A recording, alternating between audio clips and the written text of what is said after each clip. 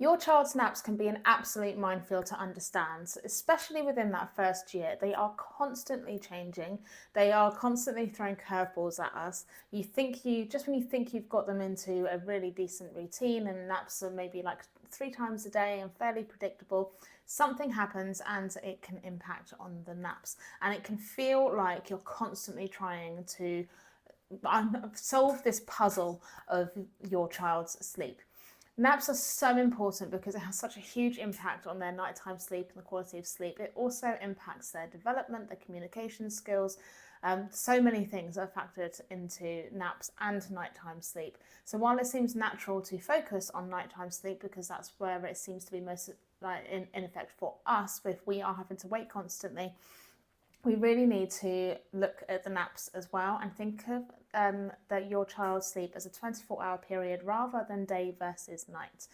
To optimize naps is not always straightforward, but it's also not completely rocket science. Understanding some of the basics about what you are most likely going to be seeing with your child depending on their age and development. These can vary ever so slightly, but there are pretty solid guidelines about what to expect at what stage. We also want to know when those changes are likely to happen. When are nap transitions most common?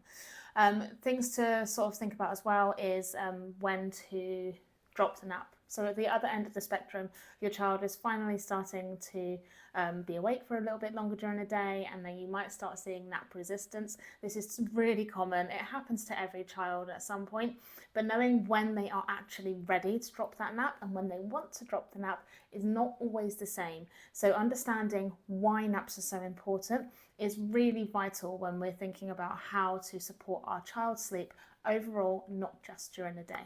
So if you are fed up with constantly questioning what it is that you need to do to support your child's sleep and how to crack the naps, then I have got a brilliant blog which goes into full detail of everything that you need to know. You can read it below.